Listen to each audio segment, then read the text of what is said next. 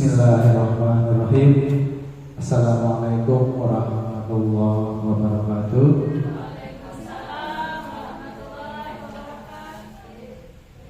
Puji syukur kehadirat Allah Subhanahu wa Ta'ala, yang mana pada siang hari ini kita diberikan nikmat sehat dan nikmat sempat, sehingga kita bisa berkumpul di ruangan kelas 6C ya. Selawat serta salam marilah kita aturkan kepada baginda Rasulullah SAW. Allahumma shalli ala sayyidina Muhammad wa ala ali sayyidina Muhammad. Bapak Ibu guru, izin pada siang hari ini saya akan mendiseminasikan tentang budaya positif. Ini adalah aksi nyata modul 1.4 pada program calon guru penggerak anak 10. Ibu bapak, adapun yang melatar belakangi diseminasi ini adalah konsep inti dari budaya positif belum dipahami secara menyeluruh.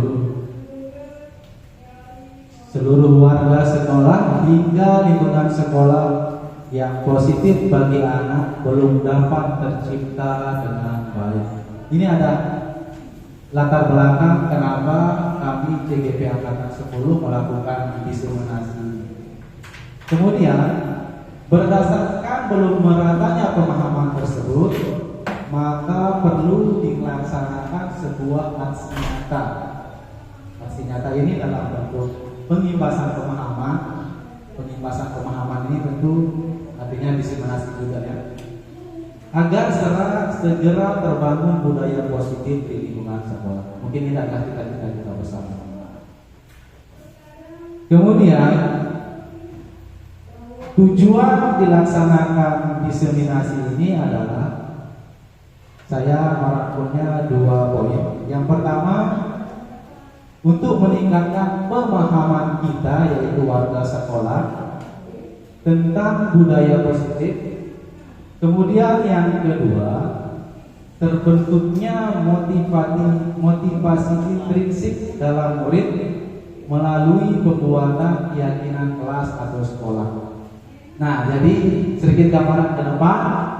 Mungkin ada yang sudah melakukan aksi nyata di PMF ngambil budaya positif, yang tidak terbit sertifikatnya, nanti kita bahas. Nanti ada kesalahan prosedur. Di sini saya nanti akan menjelaskan bagaimana sih prosedur pembuatan keyakinan kelas. Ibu bapak, adapun konsep inti yang akan saya paparkan pada kesempatan ini, yang pertama, cukup banyak ya. Semoga kegiatan kita ini berlangsung dengan hikmat. Yang pertama yaitu perubahan paradigma belajar. Yang kedua, disiplin positif dan nilai-nilai kebajikan. Ketiga yaitu teori motivasi. Keempat, hukuman, penghargaan, dan restitusi. Selanjutnya yaitu keyakinan kelas atau sekolah. Kemudian kebutuhan dasar manusia, restitusi posisi kontrol. Yang terakhir nanti restitusi segitiga restitusi. Ini sangat bermanfaat sekali buat kita jika kita dalami. Kita mulai dari perubahan paradigma. Ini dulu ya. Kita mindset kita rubah dulu agar terciptanya budaya positif. Nah, sebelum kita mulai materi,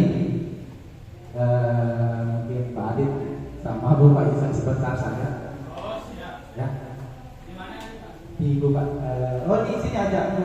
Ini ke Pak An. Justru Ibu Pak Isa dulu. Sebentar aja. Kita akan mencoba permainan cobalah buka. Mungkin sudah ada yang dapat, tak apa. Bagi yang belum, kita coba ya. Aturannya adalah sudah berpasangan. Nah, Pak Hasbulo sama Pak ini ya, jadi sudah berpasangan. Jadi ada A, ada B, atau sebut nama juga tidak masalah. Tugas Anda adalah menempatkan salah satu tangan Anda. Buat kesepakatan dulu siapa jadi A. Ya, Pak Adit buat kesepakatan dulu siapa jadi A, siapa jadi B. Saya jadi A, jadi B ya. Jadi A, jadi B, sepakat dulu ya. Nah, kemudian yang A, perhatikan yang jadi A perhatikan. Coba Anda bayangkan bahwa Anda menyimpan sesuatu yang paling berharga. Yang A dulu. Nah, Anda perlu menjaga benda tersebut sekuat tenaga Anda karena begitu pentingnya untuk kehidupan Anda. Yang A. Tugas yang B adalah rekan Anda mencoba dengan segala cara untuk membuka kepala tangan Anda. Teman Anda boleh membujuk, menghardik, mengintimidasi, memarahi, menggoda, menggelitik, bahkan menawari Anda uang agar Anda bersedia membuka kepala tangan Anda. Mengerti dengan tugasnya? A dulu, siapa A? A ngepal dulu ya. Silakan coba. Bisa dibujuk, tapi resapi dulu ini yang dalam kepala Anda itu sesuatu yang paling berharga. Coba dulu. Ini kita ubah paradigma kita nanti. Apapun itu. Anggap mungkin suami Anda bagi yang ibu-ibu. Bagaimana Anda suami Anda mau dirampas oleh orang lain? Coba dulu. Coba makanya dulu. Coba. Ayo, hayati dulu. Ayo. Ya, coba berani bujuk, marahin.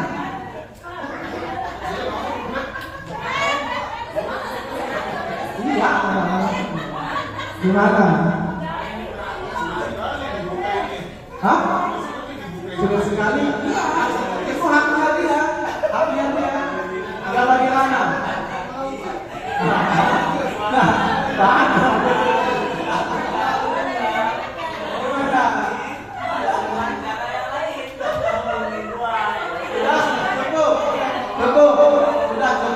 cukup. Nah, sekarang giliran.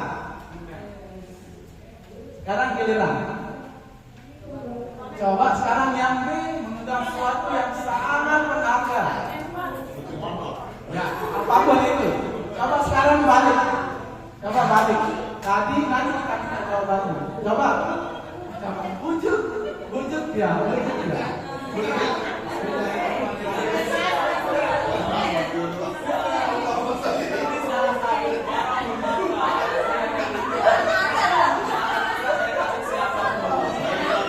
Baik, sudah. Nah, sekarang apakah ada salah satu dari Anda, dari ibu guru, bapak guru yang bisa terbuka? Tidak ada sama sekali ya. Jadi pertanyaannya, apakah Anda atau B membuka kepala tangan Anda? Mengapa? Apa alasan Anda atau B membuka kepala tangan Anda? Mungkin salah satu. Ada yang mau memberikan pendapat? Karena ingin melihat apa yang ada di dalam tangan. Karena apa yang kita miliki itu harus kita jaga dengan baik. Bagus. Karena apa yang kita miliki harus kita jaga dengan baik. Yang lain jangan mudah tergoda. Tepuk tangan untuk kita semua dulu.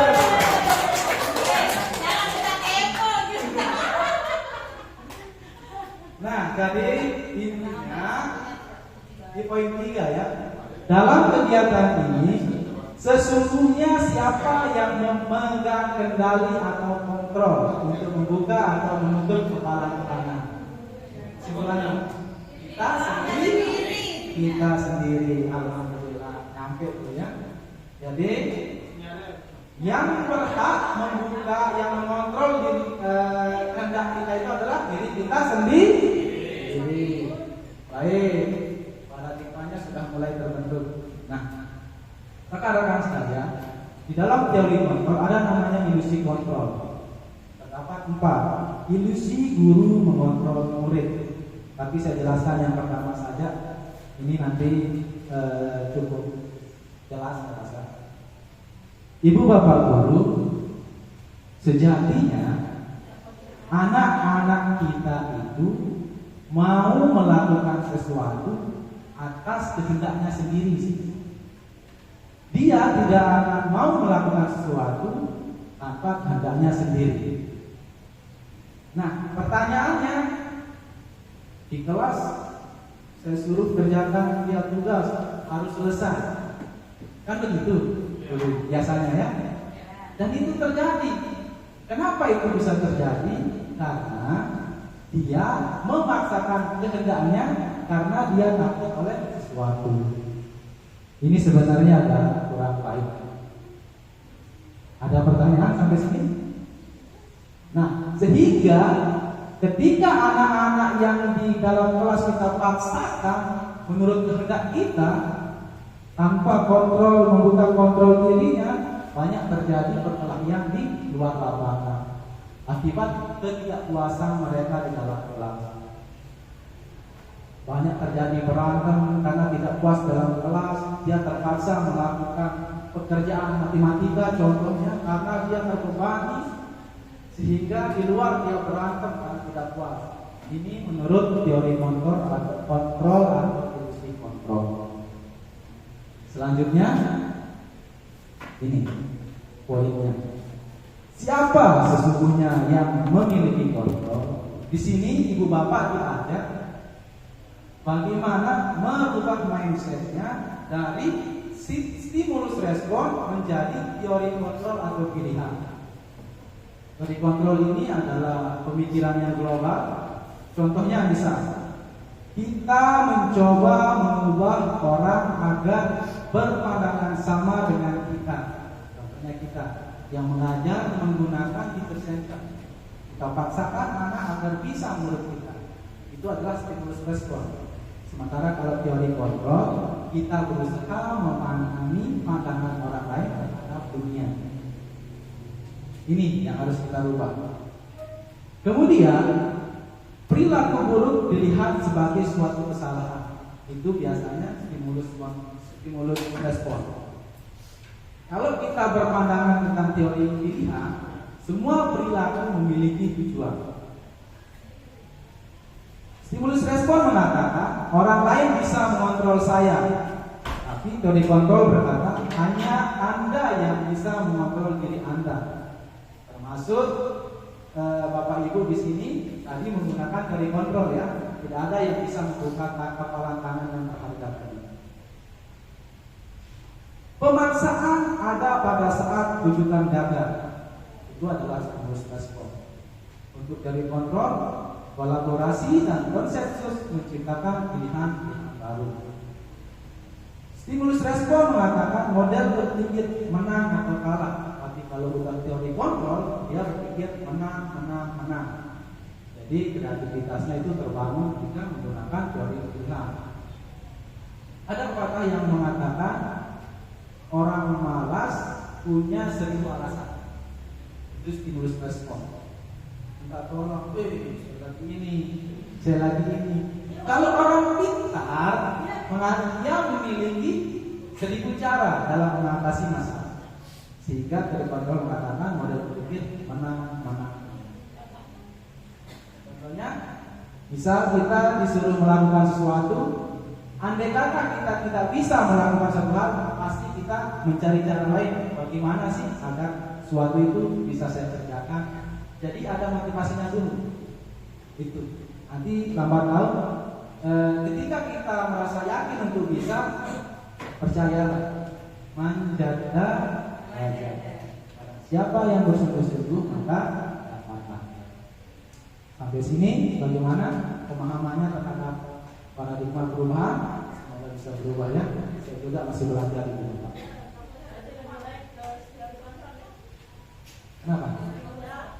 Ya, ya. Nanti ini akan bersinambungan materinya, sehingga itu paham betul sampai ke disiplin positif.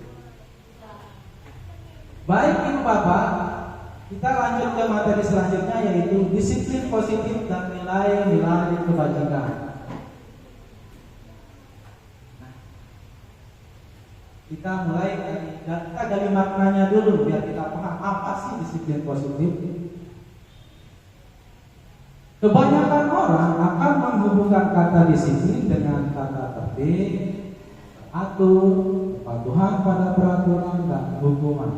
Kebanyakan orang. Padahal itu sungguh berbeda, karena belajar tentang disiplin positif tidak harus dengan memberi hukuman. Jadi dalam disiplin positif kita tidak harus memberikan hukuman. Justru itu adalah salah satu alternatif terakhir, dan kalau perlu tidak digunakan sama sekali. Mungkin nanti ke depan nanti kita jelaskan di dalam 5 teori kontrol kenapa kita bisa menggunakan hukuman ini. Ada kalanya juga, tapi itu dalam kasus yang sangat istimewa.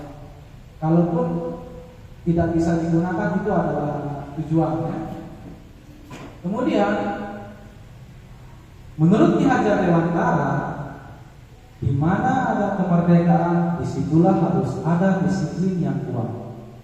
Sungguh pun disiplin itu bersifat self-disiplin, yaitu kita sendiri mewajibkan dengan sekeras-kerasnya. Tetapi itu sama saja, sebab jikalau kita tidak dapat melakukan self-disiplin, wajiblah penguasa lain mendisiplin diri kita, dan peraturan demikian itulah harus ada dalam suasana yang berbeda. Kembali kepada praktik kita yang tadi, kitalah yang melakukan self-disiplin. Tadi jika Anda lemah, jika Anda terwujud, maka Anda akan terbuka. Itu adalah salah satu disiplin. Bagaimana cara mengamalkan sesuatu yang paling berharga. Dia connect akhirnya, Bapak. Ini kita bahas makna disiplin dulu. Pemikiran Ki Hajar Dewantara sejalan juga dengan pandangan Dian Dawson. Ya, jadi pemikiran Ki Hajar Dewantara ini sejalan dengan pandangan Dian Dawson dalam bukunya Restructuring School Discipline pada tahun 2021. Mohon maaf, bahasa Inggris saya agak berwalah. Dian menyatakan bahwa arti dari kata disiplin berasal dari bahasa Latin, yaitu disiplina, yang artinya belajar. Kata disiplin juga berasal dari kata yang sama dengan disciple, yaitu murid atau pengikut. Untuk menjadi seorang murid atau pengikut, seorang harus paham betul alasan mengapa mereka mengikuti suatu aliran atau ajaran tertentu. Sehingga motivasi yang terbangun adalah motivasi intrinsik, bukan ekstrinsik. Apa motivasi intrinsik? Motivasi dari dalam, motivasi dari luar. Luar biasa. Di SDN 1 Gereng Ibara ini memang luar biasa ya. Kalau ekstrinsik dari luar, luar biasa. Seharusnya saya berguru dulu di sini ya, teman-teman. Nah, kesimpulannya adalah seorang yang memiliki disiplin diri berarti mereka bisa bertanggung jawab terhadap apa yang dilakukannya, karena mereka mendasarkan tindakan mereka pada nilai-nilai kebajikan universal. Itu menurut Hajar Dewantara. Ini juga sebagai harapan kita sebagai pendidik.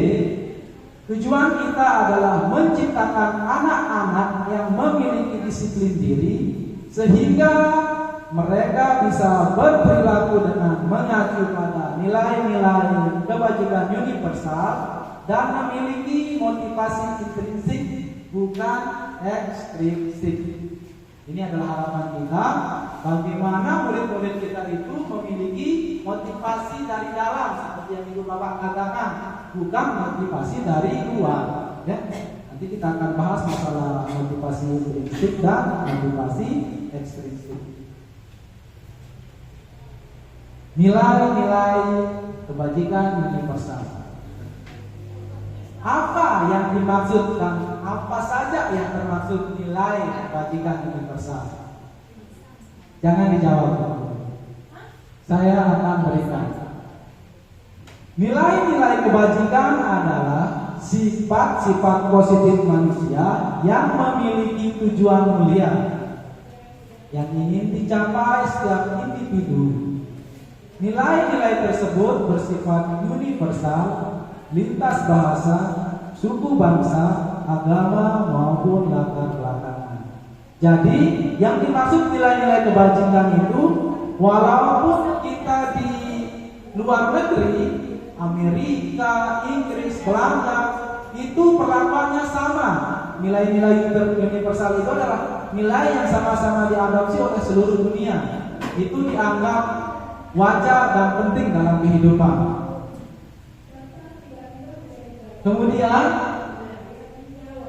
nilai-nilai kebajikan universal itu banyak macamnya, Ibu Bapak.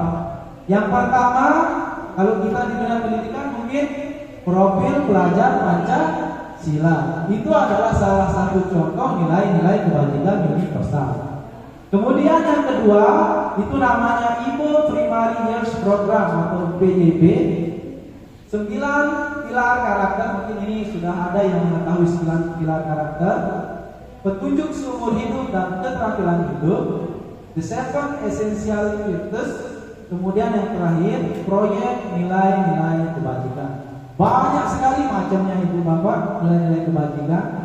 Namun pada kita semua yang ada di dunia pendidikan, kita fokus satu saja dulu, yaitu apa kira-kira kita fokus dengan nilai-nilai kebajikan? Profil pelajar Pancasila. Ini selain ini adalah di kurikulum kita sedang mengadopsi kurikulum Merdeka, yang mana di dalam kurikulum tersebut terdapat profil pelajar Pancasila. Saya ingin mengajak Ibu Bapak mereview kembali apa sih profil pelajar Pancasila. Yang pertama yaitu beriman, bertakwa kepada Tuhan Yang Maha Esa dan berakhlak mulia. Kemudian mandiri, bernalar kritis, berkebinekaan global, bergotong royong, dan terakhir adalah kreatif. Mungkin ini di luar kepala Ibu Bapak. Saya yakin guru-guru yang ada di SD 1 2 Perun Utara ini, profil pelajar Pancasila ini sudah di luar kepala. Di luar kepala, jangan sampai tidak ingat gitu ya. Mentang-mentang di luar kepala nanti tidak hafal dari. Tapi saya yakin guru-guru pasti hafal. Kita lanjut ke teori motivasi, hukuman dan penghargaan dan juga restitusi.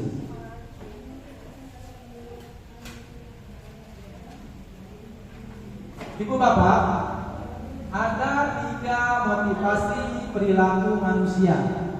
Bisa dilihat di layar. Yang pertama, untuk menghindari ketidaknyamanan atau hukuman. Ini adalah perilaku kita ya, umum, baik murid maupun kita. Untuk menghindari ketidaknyamanan atau hukuman. Yang kedua, untuk mendapatkan imbalan atau penghargaan dari orang lain. Yang ketiga, untuk menjadi orang yang mereka inginkan dan menghargai diri sendiri dengan nilai-nilai yang mereka percaya. Ibu Bapak, kira-kira dari ketiga motivasi perilaku manusia, Ibu Bapak di posisi yang mana?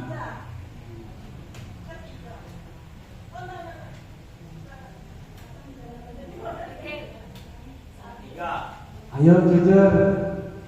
Pak Zulhan di ketiga ya. Adit 1 3. Bu Faiza, saya mau dengar Bu Faiza. Hah? Di mana itu Kak Ita? Kira-kira posisinya di mana dalam orientasinya? Satu dua. Bu Husnul satu. Untuk menjadi orang yang mereka. Pak Juli, kira-kira dalam kehidupan Bapak apa motivasi perilaku bagi manusia? Posisi yang mana Pak Juli? Di mana? Satu. Yang angkat nomor satu coba angkat tangan. Ini tadi, ini Kebanyak ya. Sebentar dulu. Yang nomor dua, tiga, dua orang ya. Kenapa Pak Sulo? ya kalau memang pilihannya 1, 2 atau 3, silakan dibukakan alasannya. Ya, sebentar. Ya, nah. Untuk buka wawasan. Oh, maksudnya kenapa milih satu? Apa alasan teman-teman? Yang interaktif ya. Ya. Baik, coba Pak Adit ke Pak Juli mainkan.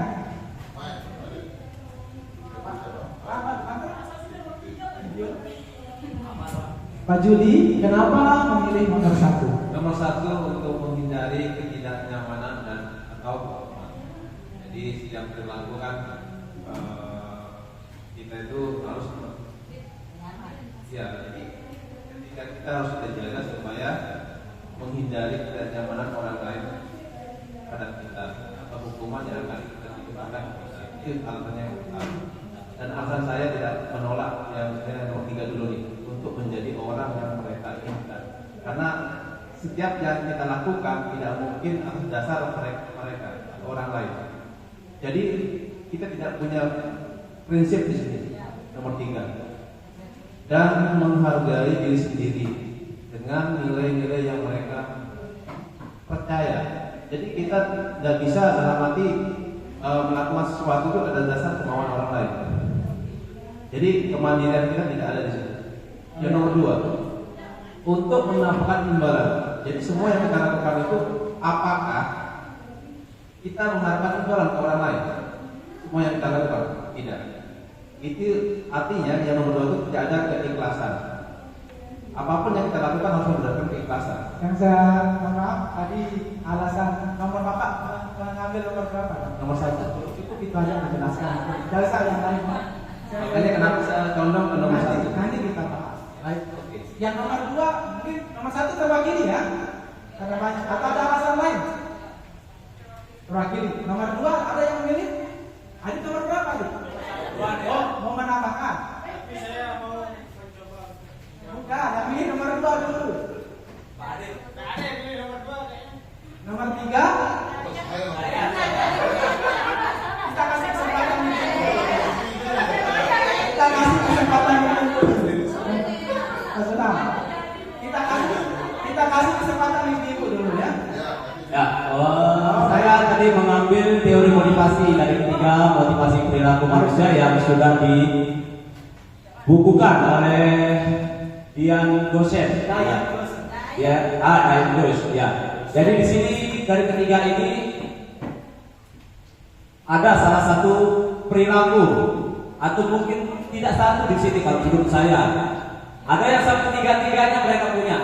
Yakin saya. Ya. Jadi di sini saya menerangkan di sini saya mengambil nomor 3 untuk menjadi orang yang mereka inginkan dan menghargai diri sendiri dengan nilai-nilai yang mereka percaya. Dalam arti begini, di satu sisi kita makhluk sosial, tidak akan mungkin terlepas dari orang lain. Jadi ketika kita menginginkan atau mau atau minta tolong, pasti kita akan minta dari orang lain tersebut. Tidak bisa kita akan berdiri sendiri di satu kemasyarakatan atau di satu sekumpulan kehidupan sosial ini. Terus yang kedua, menghargai diri sendiri itu perlu. Jadi di sini dengan nilai-nilai yang mereka percaya, kita akan serahkan nilai-nilai yang mereka percaya. Kita menghargai diri sendiri dalam arti begini. Menghargai diri sendiri dengan nilai-nilai yang mereka percaya. Cukup mungkin ya. Oh ya, ya mungkin itu saja yang saya sampaikan. untuk jawaban saya atau alasan saya kenapa saya pilih nomor 3. Intinya di nomor 3 kita makhluk sosial dan tidak bisa hidup sendiri, pasti akan membutuhkan orang lain. Yang menurut saya Farid, Tepuk tangan buat kita semua. Luar biasa ya, ini jadinya sangat interaktif ini. Pak Adit mau bagaimana ini? Saya mau Menambahkan ya nomor 2 itu. Nomor berapa? Nomor 2. Tadi ini nomor 2 Pak Adit. Ya, tapi di sini yang saya lihat di dalam teori motivasi ini untuk mendapat imbalan atau penghargaan dari orang lain, ya. Jadi kita contohkan saja saat kita bekerja, kita mencari apa saat kita bekerja? Mencari uang atau imbalan atau penghargaan dari orang lain. Gak mungkin kita nggak mendapatkan imbalan atau penghargaan dari orang lain, ya. Ketika kita sudah mendapatkan imbalan atau penghargaan, otomatis kita akan termotivasi untuk meningkatkan kinerja kita, ya. Alasan Ya. Alasan semua teman-teman benar ya. Baik, kita lanjut. Ini ada yang hadir 2, ini saya. Kalau kita Saya nomor 3. sudah tadi, sudah tadi ya. Kita lanjut saja ya, kita skip yang 2 ini. Nah, ibu bapak, alasan ibu bapak itu sungguh manusiawi. Siapapun berhak ya untuk memberikan alasannya. Seperti yang tadi dalam stimulus kontrol, teori kontrol itu bahwa setiap perilaku punya tujuannya. Itu pun alasan ibu bapak memilih ini pasti ada alasan atau tujuannya. Kita lanjut. Ini seru ya. Nanti ibu bapak yang nilai dirinya sendiri dengan alasannya ya. Baik, saya lanjut. Nah, ini ibu bapak. Sebelum saya kasih jawabannya, kira-kira menurut bapak yang paling bagus atau yang paling baik pada kehidupan kita itu motivasi internal atau intrinsik? Intrinsik atau ekstrinsik? Menurutnya? Enggak ya. Menurut bapak, ibu bapak, motivasi intrinsik itu apakah lebih bagus daripada motivasi ekstrinsik?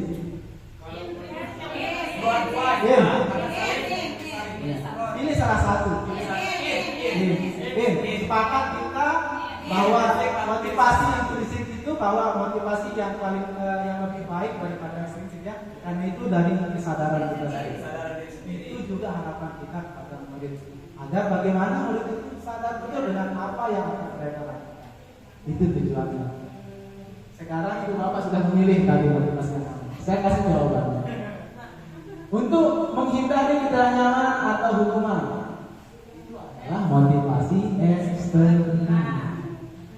Ibu bapak bekerja datang dari rumah, jika memilih motivasi nomor 1, bapak memiliki ketakutan baik sama atasan maupun sama orang lain.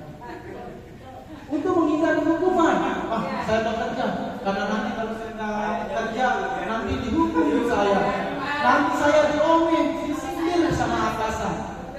Itu kalau bapak pilih nomor 1. Karena di dalam diri Anda termotivasi dari luar, takut karena hukuman, sehingga bapak memilih yang nomor 1. Tadi saya lihat ini semua pesertanya pilih 1 kan yang sekali. Berarti bapak kalau ini gagal takut saya hukuman.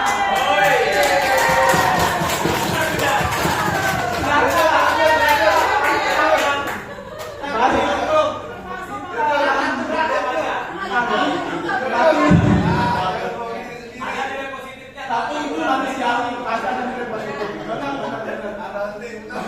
Kita lanjut. Tadi saya lihat Pak Juri sangat detail menjelaskan.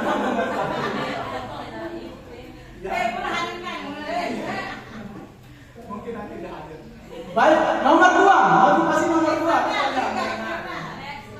Motivasi eksternal untuk mendapatkan imbalan.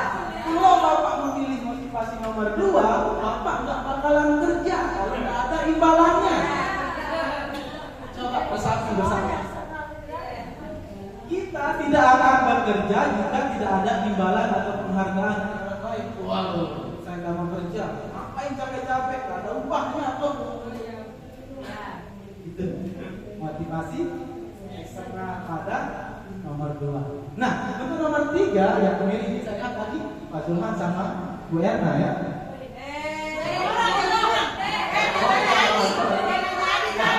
Jadi yang ya, motivasi yang nomor 3 ini adalah yang paling dalam. saya coba menjelaskan, saya juga belajar ya, mungkin ada dari pandangan Bapak juga ada masalah. Untuk menjadi orang yang mereka inginkan. Apa? Untuk menjadi orang yang mereka inginkan. Iya. Ingat, Nabi kita Nabi Muhammad SAW, dia adalah orang yang kita ingin menjadi orang yang kita inginkan. Artinya di sini adalah teladan. Menjadi orang yang mereka inginkan adalah bagaimana kita akan menjadi teladan untuk orang semua. Seperti yang dilakukan oleh Rasulullah. Ini maksudnya adalah teladan. Tapi nggak mungkin kita mencapai beliau. Artinya ini adalah perilaku baik yang patut ditiru oleh semua orang. Rajin sekali Pak Juli, masuk jam 7 sudah di gerbang, salah. Itu adalah nilai-nilai kebajikan yang besar yang harus kita jaga. Karena itu adalah berbentuk nilai keteladanan. Selanjutnya, dan menghargai diri sendiri dengan nilai-nilai yang mereka percaya. Ibu bapak, selain menjadi teladan, menghargai diri sendiri dengan nilai-nilai mereka percaya, tidak bisa tergoyahkan. Bu Eni, ngapain masuk pagi? Kau juga nanti pelajaran 7:30. Bu Eni percaya bahwa sebagai guru saya harus datang pagi-pagi. Itu contohnya. Atau Pak Hasbullah mungkin hari Jumat digoda sama istrinya subuh-subuh. Tapi dia bilang, ini adalah hari Jumat. Ini adalah tugas saya mengisi pembelajaran kita. Itu Bapak. Jadi dari diri sendirinya tidak tergoyahkan. Ini ya motivasi nomor 3 ini. Selain menjadi teladan, dia juga memiliki nilai-nilai dalam diri sendirinya yang tidak bisa dijual-belikan. Ya, paham itu Bapak? Nah, jadi nomor 3 ini adalah motivasi yang sama-sama kita harapkan, baik di diri kita sendiri maupun di murid kita ya. Nah, motivasi internal yang nomor 3 ini adalah itulah tujuan dari disiplin positif. Nah, Bapak, itu memang sekatnya. Saya ambil seperti itu biar Bapak bermuara di sini. Jadi tujuan disiplin positif itu yang ini. Bagaimana agar murid kita menjadi diri sendiri dengan nilai-nilai yang mereka percaya. Untuk menilai-nilai yang kita percaya itu nanti bisa kita bahas di belakangan. Itu terbentuk mungkin dari keyakinan kelas dan segala macamnya. Ya? Sampai sini cukup paham pemahamannya Ibu Bapak atau perlu kita bahas kembali? Bisa cukup ya?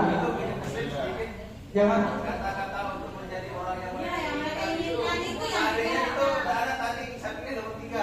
untuk menjadi orang yang mereka inginkan. Iya. Bahasanya seperti untuk menjadi orang yang mereka inginkan.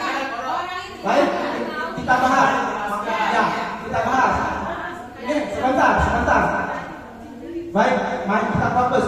Ibu Bapak menginginkan orang seperti apa? Sebentar. Itu beda. Ya. Ibu Bapak itu kita menginginkan menjadi seperti Rasulullah misalnya.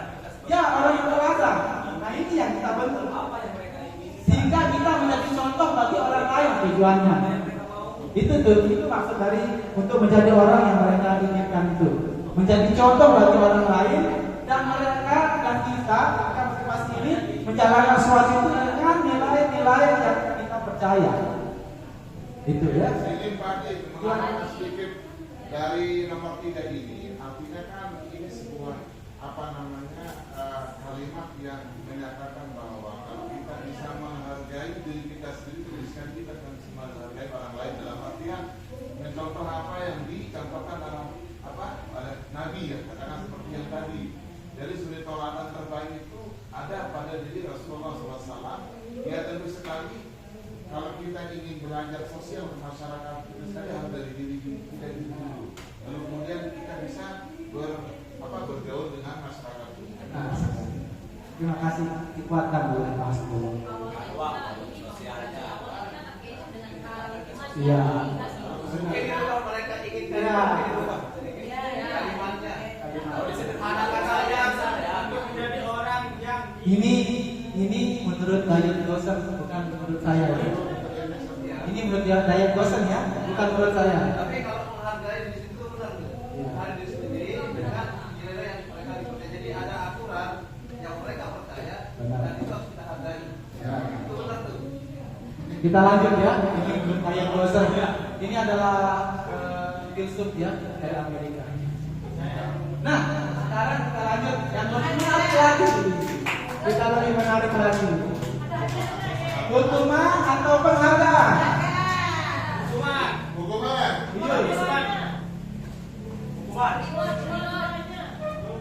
Tambah menarik lagi.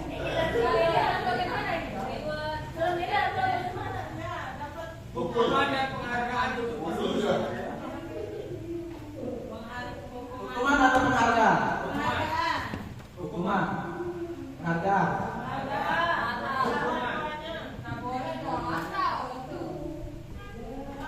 Konsisten. Baik. Kalau ada itu salah satu loh.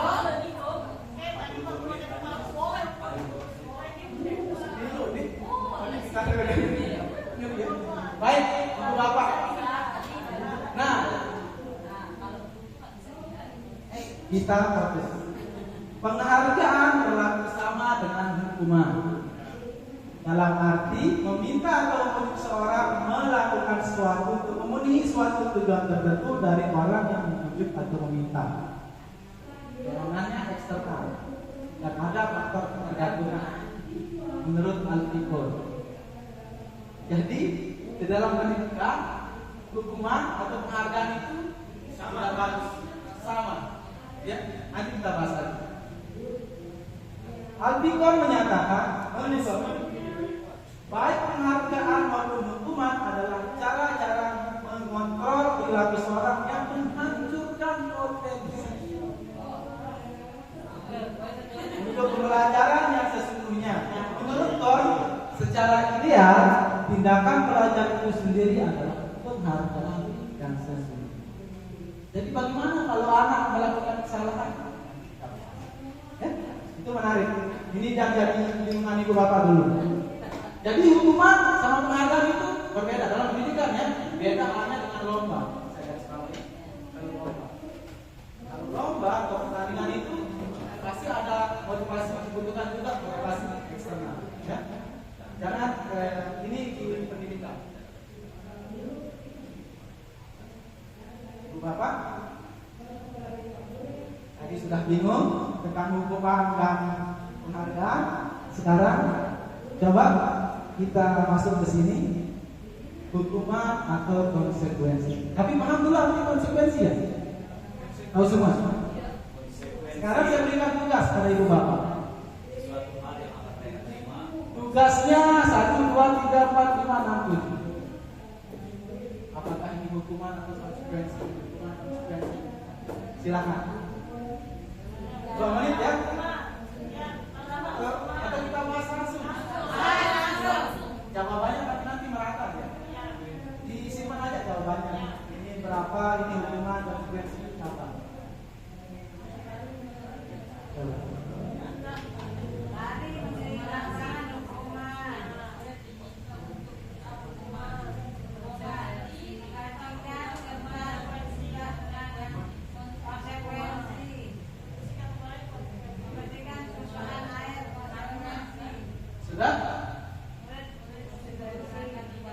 Murid untuk tidak mengenal sekali saudara. Lari menuju ke lapangan basket 2 kali ke papan 10 menit untuk belajar kegiatan. Konsekuensi itu.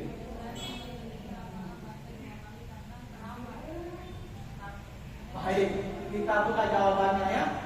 Kita buka jawabannya. Mencatat 100 kali dalam buku kalimat, saya tidak akan terlambat lagi karena terlambat sekolah itu adalah sekolah. Lari mengelilingi lapangan basket 2 kali itu hukuman.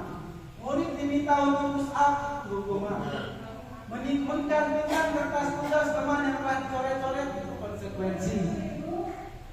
Membersihkan tumpahan air itu konsekuensi. Konsekuensi Pak. Murid disuruh untuk tidak mengenakan sepatu saja hukuman. Lari mengelilingi lapangan basket 2 kali hukuman. Aman ya. Coba kita rangkum pemikiran kebingungan yang tadi. Di sini dulu ditambahkan dulu pemahaman kita. Ada identitas gagal dan identitas sukses.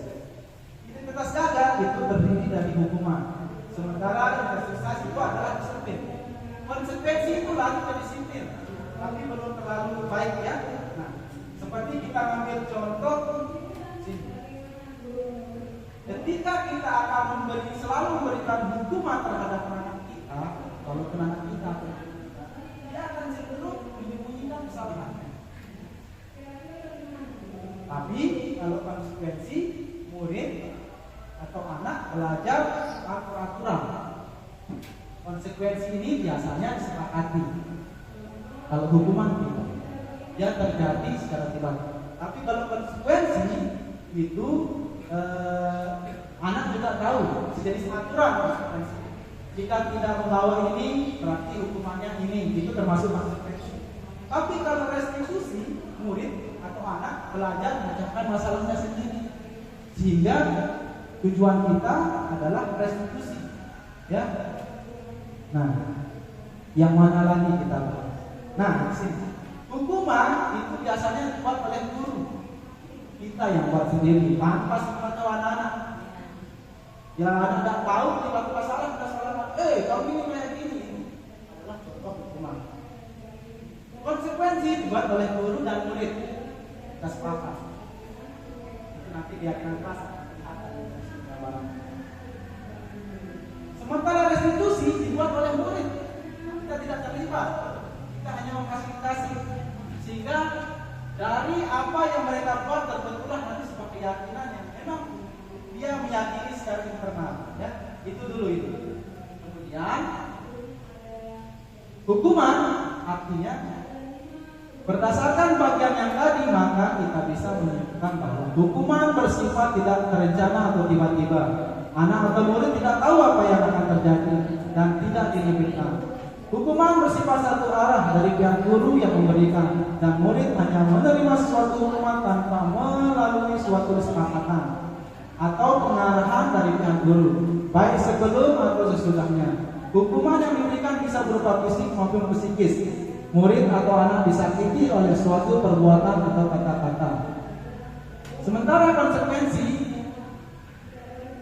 dalam bentuk konsekuensi sudah berencana atau sudah disepakati, sudah dibahas dan disetujui oleh murid dan guru. Konsekuensi ini murid tetap dibuat tidak nyaman untuk jangka yang pendek. Biasanya kejadiannya misal setelah 3 kali tugasnya tidak diselesaikan pada batas waktu yang diberikan, murid melakukan kegiatan di luar kegiatan pembelajaran. Ini tertulis konsekuensi, beda dengan hukuman. Restitusi. Menurut dosen pada tahun 2004, proses menciptakan kondisi bagi murid untuk memperbaiki kesalahan mereka sehingga mereka bisa kembali pada kelompok mereka dengan karakter yang lebih kuat. Jadi paling bagus yang mana Ibu Bapak? Restitusi, bukan hukuman atau konsekuensi. Nah, ciri-ciri restitusi bukan untuk menebus kesalahan, namun belajar dari kesalahan. Memperbaiki hubungan, tawaran, bukan paksaan. Restitusi tawaran, bukan paksaan. Restitusi menuntut untuk melihat ke dalam diri. Restitusi mencari kebutuhan dasar yang berdasari tindakan. Restitusi diri adalah cara yang paling baik. Restitusi fokus pada karakter, bukan tindakan. Restitusi fokus pada solusi. Dan terakhir, restitusi mengembalikan murid yang berbuat salah pada kelompoknya. Kita keyakinan kelas. Mengapa tidak peraturan saja? Mengapa harus keyakinan kelas? Pertanyaan global. Mengapa tidak peraturan saja? Mengapa harus keyakinan? Ibu bapak pernah membuat peraturan kelas? Pernah ya? Keyakinan kelas pernah? Ini juga nanti kita bahas kenapa sih saya tidak cepat mendapat sertifikat. Kita coba kupas di sini. Pertanyaan, mengapa kita memiliki peraturan tentang penggunaan helm pada saat mengendarai atau mengendarai kendaraan roda 2 atau motor? Mengapa kita memiliki peraturan tentang penggunaan masker dan mencuci tangan setiap saat? Nah, jawabannya adalah keselamatan. Kita menggunakan helm karena keselamatan, bukan karena takut polisi. Kita pakai helm menggunakan keselamatan berarti sudah motivasinya dari internal ya, nilai-nilai kebajikan universal. Mengapa kita pakai masker? Itu karena kesehatan, bukan karena kecantikan ya. Jadi ada cewek menggunakan masker itu mungkin karena lebih cantik, itu salah. Masker itu untuk keselamatan. Nah, nilai-nilai keselamatan atau kesehatan inilah yang kita sebut sebagai suatu keyakinan. Itu kenapa kita memotor pakai helm, bukan takut karena polisi. Itu kita pakai masker karena kesehatan, biar tidak kena debu dan segala macamnya, bukan karena cantik. Ya, nilai-nilai universal yang disepakati secara tersirat dan tersurat, lepas dari latar belakang suku, negara, bahasa maupun agama. Di semua negara saya rasa harus aturannya kalau berkendara menggunakan helm. Ya. Nah, ibu bapak, kita lari ke keyakinan kelas nih. Siapa yang buat keyakinan kelas kali ini? Yang perlu kita ketahui sebelum membuat keyakinan kelas bersifat lebih abstrak daripada peraturan yang lebih rinci dan konkret. Keyakinan kelas berupa pertanyaan-pertanyaan universal, pernyataan-pernyataan universal. Pernyataan keyakinan kelas senantiasa dibuat dalam bentuk positif. Keyakinan kelas sebenarnya tidak terlalu banyak sehingga mudah diingat dan dipahami oleh semua warga kelas. Keyakinan kelas sebenarnya sesuatu yang dapat diterapkan di lingkungan tersebut. Semua warga kelas hendaknya ikut berkontribusi dalam pembuatan keyakinan kelas dalam kegiatan curah pendapat. Bersedia meninjau kembali keyakinan kelas dari waktu ke waktu.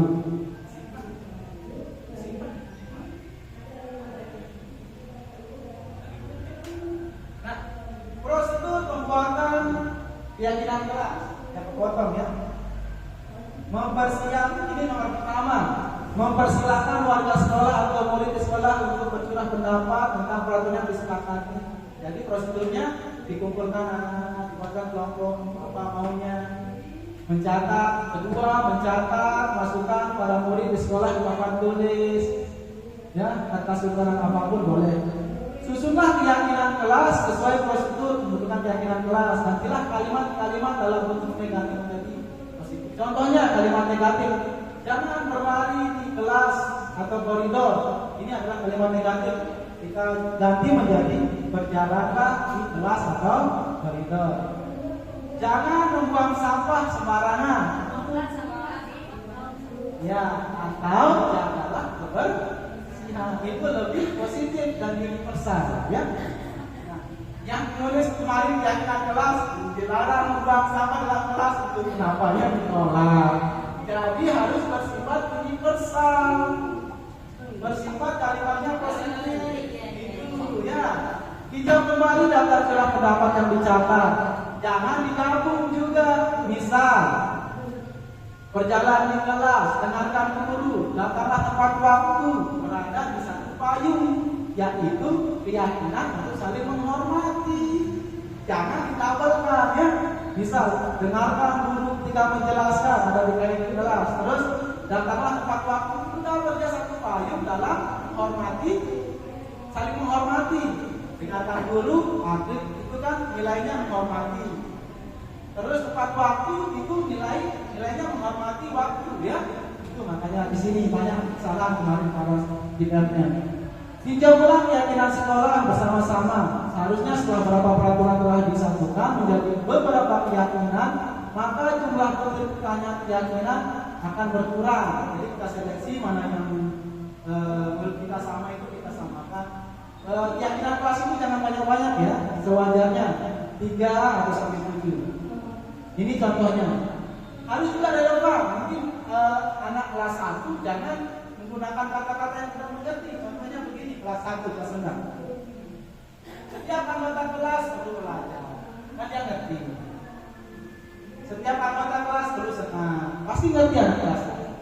Kalau di kelas 5 mungkin agak lebih. Selalu bersikap positif. Kalimatnya sudah agak berbeda. Senantiasa menjadi diri terbaik, ya. Sudah positif semua kalimatnya. Kalau di SMP kita menggunakan kalimat yang panjang, yang akan lebih mengerti. Jadi ini keyakinan kelas itu harus relevan dengan apa yang kita di kelas mana kita mengajar. Kami meyakini bahwa sangat penting untuk menghormati semua orang terbaik dari orang lain. Ya, sesuai jenjangnya. Ya, jangan nanti di kelas 1 kami meyakini bahwa itu aduh. Jadi agak gini ya. Apa maksudnya ini? Harus relevan dengan jenjangnya. Sesuaikanlah ya. Di kelas 5 ada ini, kelas SMP, SMA mungkin lebih bahasanya lebih ilmiah, tidak masalah karena dia relevan, dia paham. Kelas 1 cukup pakai ini. Setiap anggota kelas belajar selesai mas. Kita lanjut ibu bapak. Murid dapat diajak berdiskusi tentang tanggung jawab dan hak masing-masing warga kelas, yaitu apa tugas guru, bukan tugas guru, serta apa tugas murid atau bukan tugas murid. Dalam keyakinan ibu bapak kita perlu pendalaman ya. Nah caranya seperti ini. Guru tugasnya mengajar. Ini untuk mendalami biar anaknya itu benar-benar meyakini. Guru tugasnya mengajar, murid tugasnya mengajar. Guru tugasnya mendidik, murid tugasnya mencoba. Guru tugasnya menjawab pertanyaan, murid menghasilkan yang terbaik dari diri. Nah, kita skip. Guru tugasnya bukan menyakiti atau disakiti. Di sini murid ya, bukan guru. Ya salah ketik. Saya. Murid tugasnya bukan menyakiti atau disakiti, persisnya sama ya. Kita semua tidak boleh saling menyakiti. Guru tugasnya bukan memaksa kamu untuk belajar. Murid tugasnya bukan mengeluh. Ya. Guru tugasnya bukan merapikan barang-barang murid. Guru tugasnya bukan murid tugasnya bukan merusak barang pribadi atau orang lain. Ini pendalaman. Ini pendalaman agar dia kegiatannya pantau lewat sini ya. Keyakinannya. Paham ya? Nah, di sini kita ke sini dulu. Baru kita break sebentar. Ada pembatas guru. Nah, menurut Bapak Ibu, selalu mengembalikan buku ke tempatnya ini apakah keyakinan atau peraturan? Peraturan. Nanti kita jawabannya dalam sekolah ya. Dilarang mengganggu orang lain. Peraturan. Hadir di sekolah namanya sebelum mempelajari ilmu lain. Beda-beda jawaban. Dilarang melakukan kekerasan. Dilarang menggunakan norma. Bergantian atau gunakan masker. Jangan berulang. Salah pertanyaannya. Yang saya tanyakan kalimat ini benar jawabannya kan ini universal ya, keyakinan universal.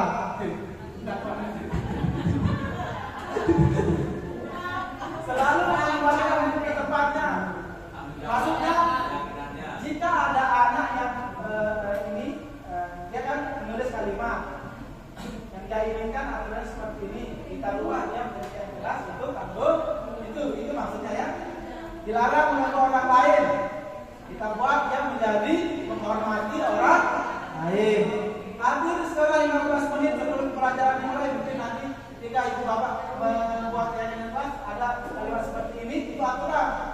kedua menjadi menghormati orang lain dan berkomitmen.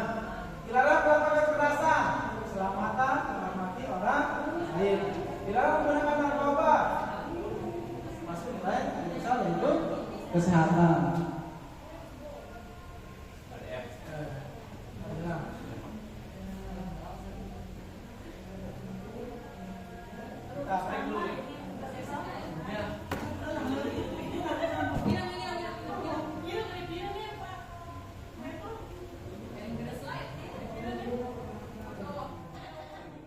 Ke materi selanjutnya yaitu kebutuhan dasar manusia dan dunia berkualitas.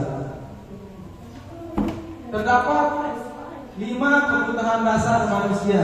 Yang pertama yaitu kebutuhan bertahan hidup, kasih sayang dan rasa diterima atau kebutuhan untuk diterima, penguasaan atau kebutuhan pengakuan atas kemampuan, kebebasan atau kebutuhan akan pilihan, kesenangan atau kebutuhan untuk merasa senang.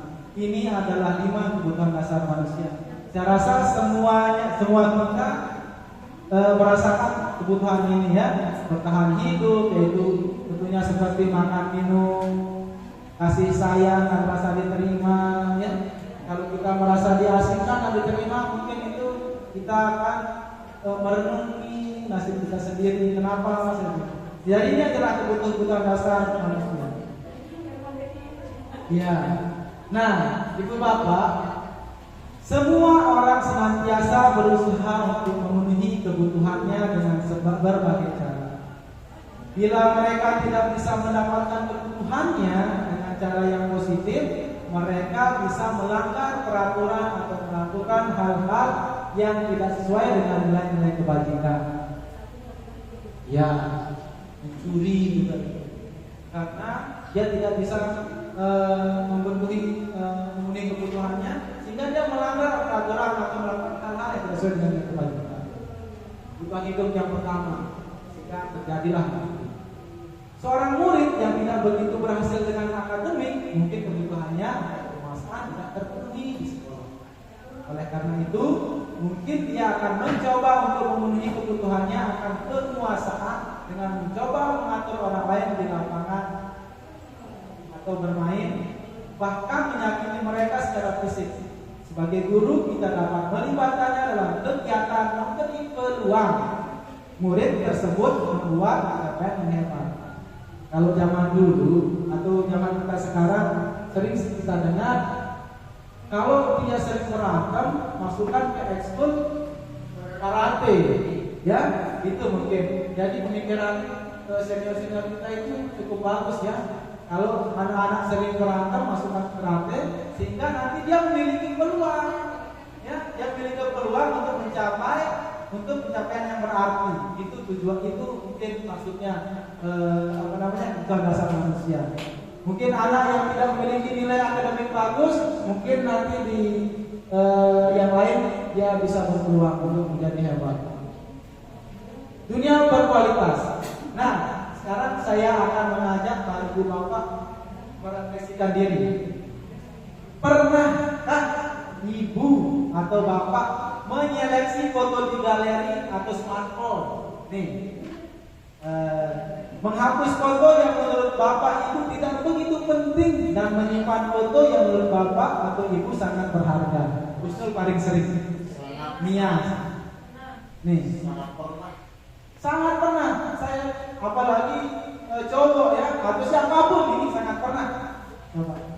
Nanti ketika kita di acara, suatu acara banyak foto, tiba-tiba di dalam kamar kita lihat foto itu, mana yang kita hapus, mana yang kita diamkan. Nah, kenapa disebut dunia berkualitas? Ini jawabannya. Dunia berkualitas adalah tempat khusus dalam pikiran kita, ya.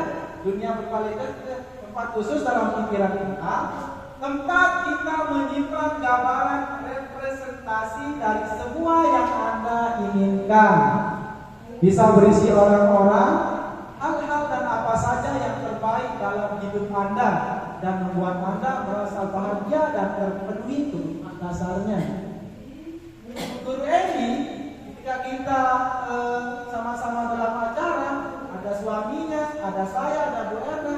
Mungkin pas foto berdampingan dengan saya, terus ada fotonya berdampingan dengan suami, pasti foto yang berdampingan dengan saya akan dihapus.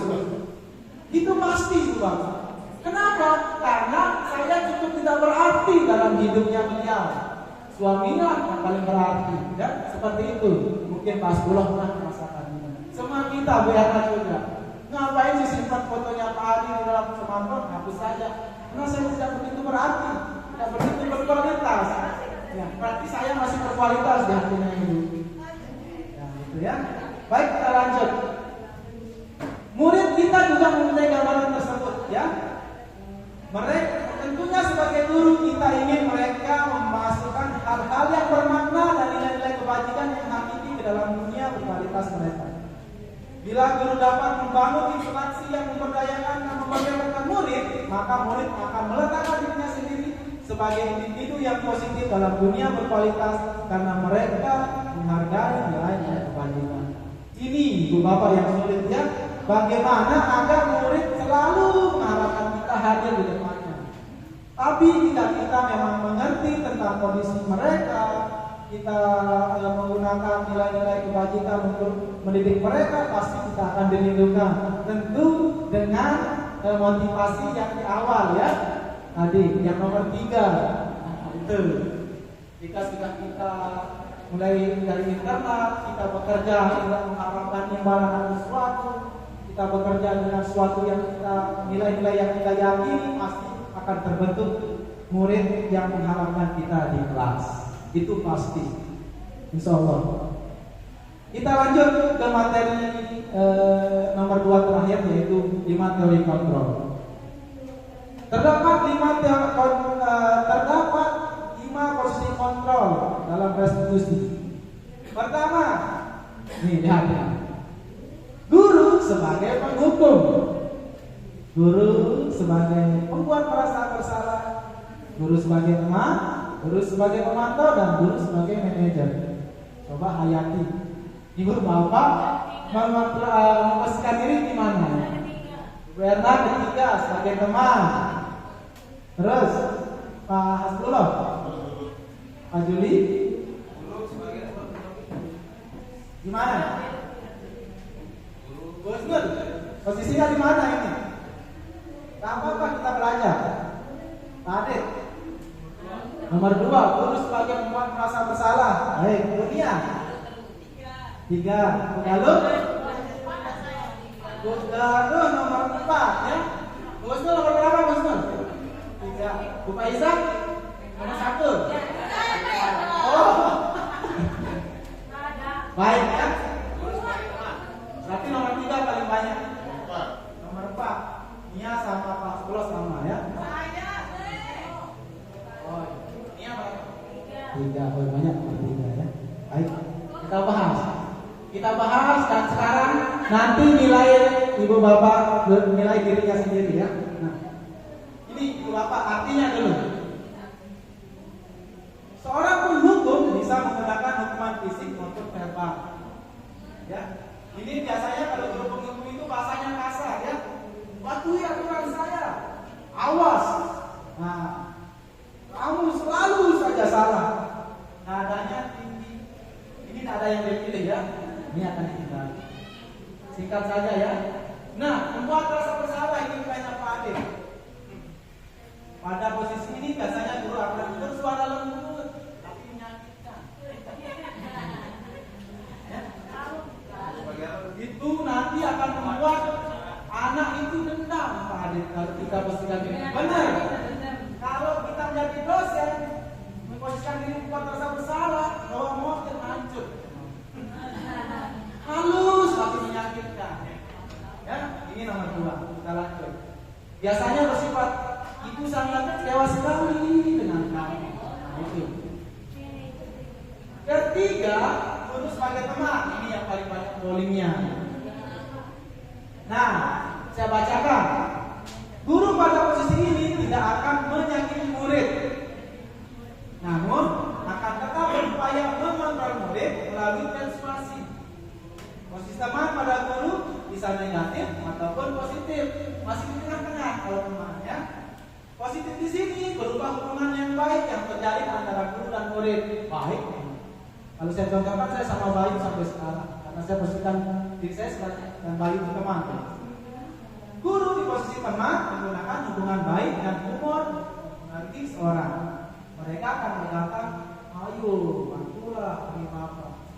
Bayu, pijitkan Bapak. Ini secara nyatanya ya.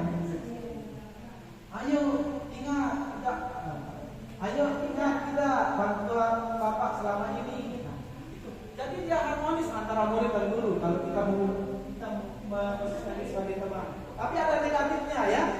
Posisi teman adalah bila suatu saat guru tersebut tidak membantu, maka murid akan kecewa dan berkata, saya pikir Bapak atau Ibu murid merasa dikecewakan dan tidak mau lagi berusaha.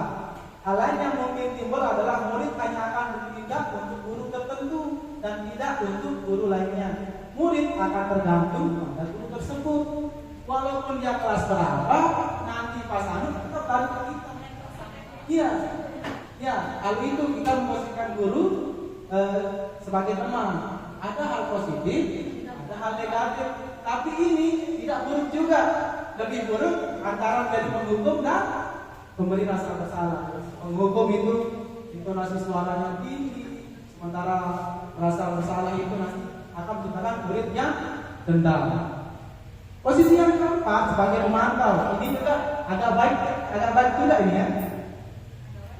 Ya, memantau berarti mengawasi.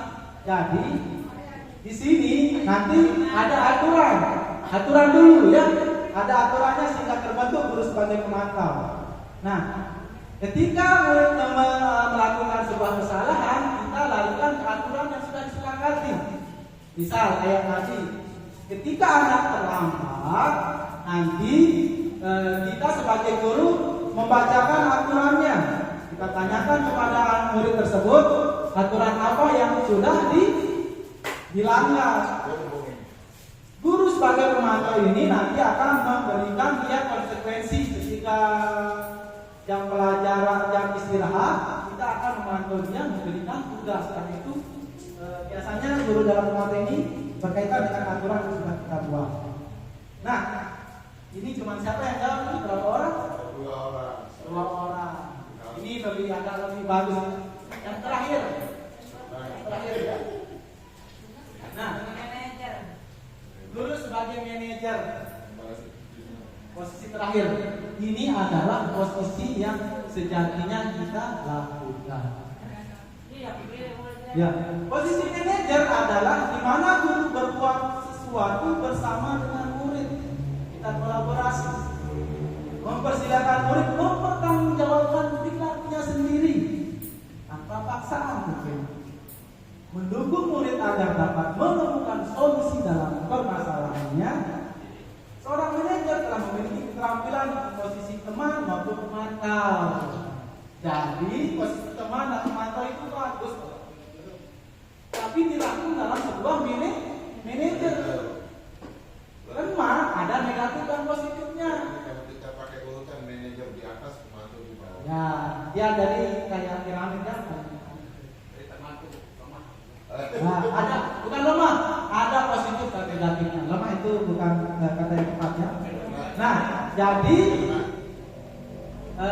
di sini ada keterangannya. Bisa jadi waktu-waktu tertentu kembali kepada posisi tersebut bila diperlukan, ya.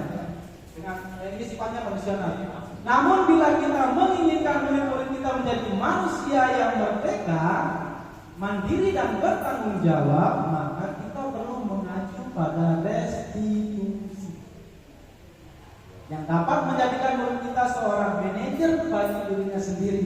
Nah, jika kita posisikan diri sebagai manajer, bukan hanya keuntungan bagi diri kita sendiri, tapi bagi murid tersebut. Dia akan menjadi manajer pada dirinya sendiri. Artinya bisa mengatur dirinya sendiri, mewujudkan murid yang mandiri, bertanggung jawab. Itu adalah posisi manajer. Di sini penekanannya bukan pada kemampuan membuat konsekuensi, namun pada kolaborasi dengan murid bagaimana memperbaiki kesalahan yang ada.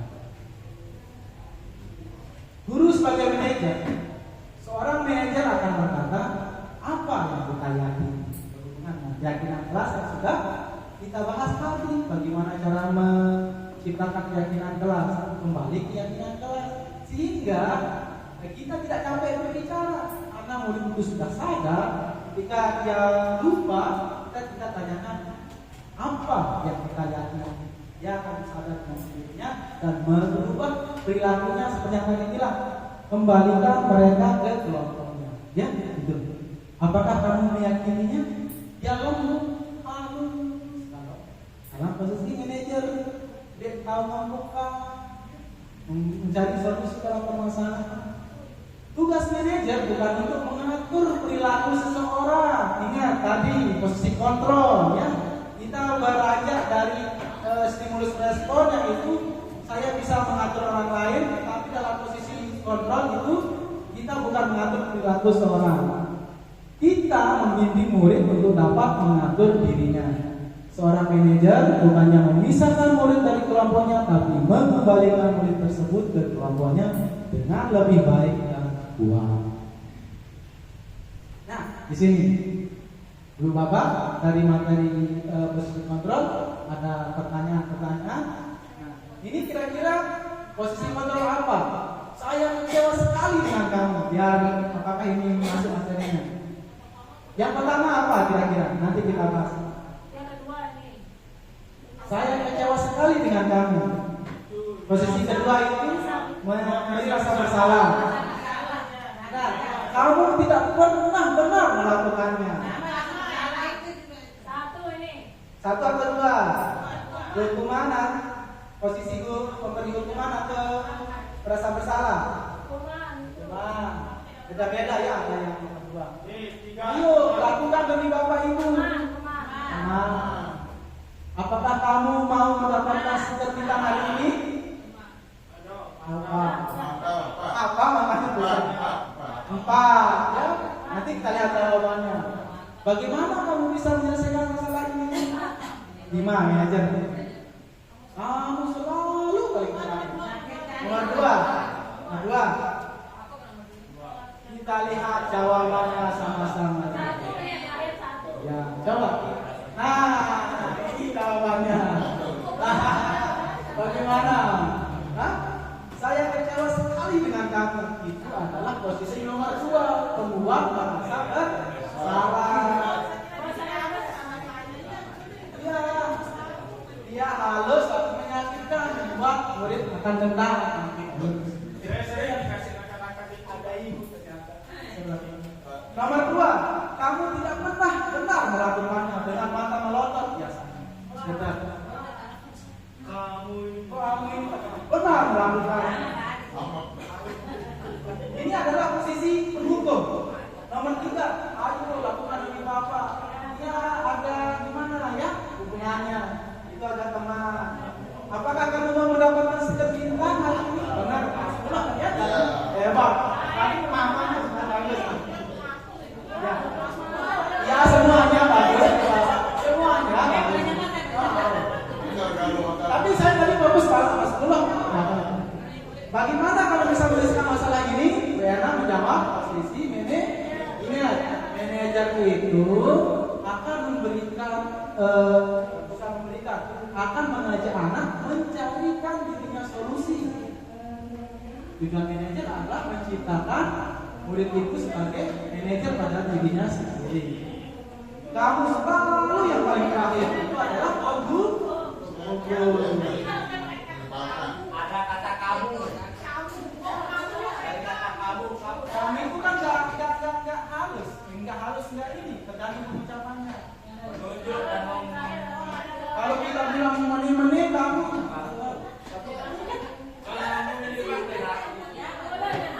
Baik Ibu Bapak, adapun contoh penerapan segitiga restitusi yang pernah saya jalani yaitu dengan kasus Mimi tidak suka melihat kita membiarkan sampahnya di dalam kelas, sehingga dia marah dan tidak menahan emosinya.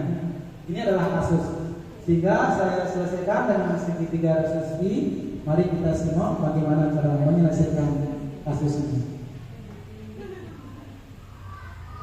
Ini Tadi Pak Guru dengar dari ketua kelas katanya ini pertentasan.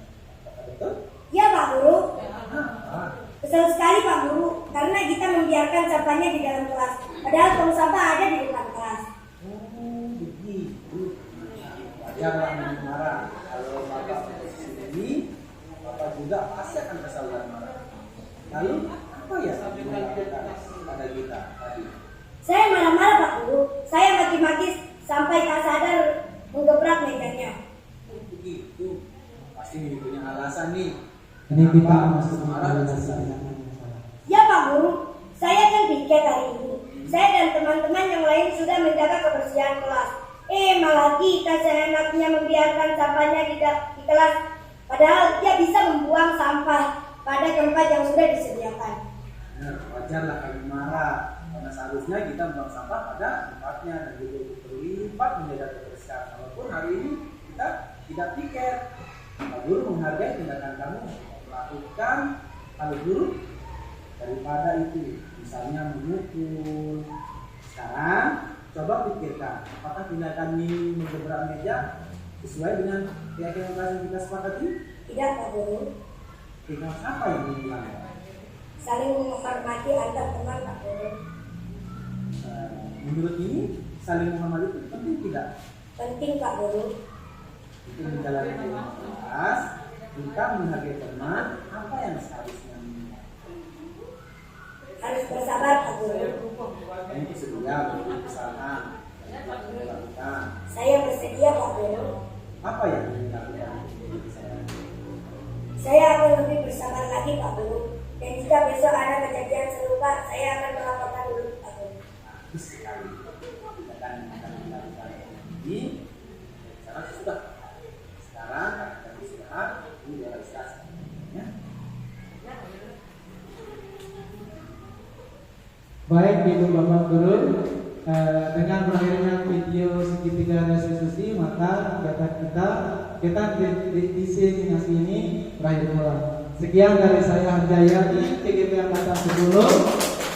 Semoga tergerak, agar bergerak dan mari menggerakkan.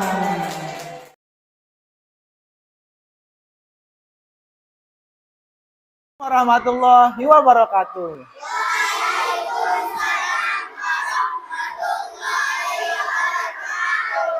Selamat pagi.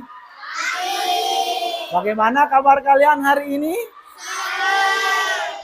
Alhamdulillah. Nah, jadi anak-anak, hari ini kita akan membuat keyakinan kelas. Nah, sebelum kita membuat keyakinan kelas, Kak Guru tanya dulu. Pernah dengar yang namanya tata tertib? Tata tertib itu adalah seperti aturan-aturan ya. Nah, ini yang akan kita buat sekarang. Namun bedanya tata tertib sama keyakinan kelas itu lebih detail atau lebih konkret. Nanti Pak Guru akan bagikan kalian kertas ini. Kemudian kalian tulis harapan atau yang ingin kalian terapkan di kelas. Perlu Pak Guru kasih tahu, keyakinan kelas itu nanti menggunakan kalimat yang positif. Misalnya, kalian menginginkan kelas bersih. Tidak boleh menuliskan kata dilarang. Dilarang membuat sampah itu jangan digunakan. Itu adalah kalimat negatif. Rubah dia ke kalimat positif menjadi menjaga kebersihan jadi tidak lagi mengatakan dilarang ya. Dilarang berkelahi. Itu diganti dengan saling menghormati jika kalian menginginkan hal tersebut. Paham anak-anak? Baik. Bisa kita mulai ya. Pak Guru akan bagikan kalian kertas satu persatu. Tulis harapan yang ingin kalian tulis. Kemudian nanti tempel di depan.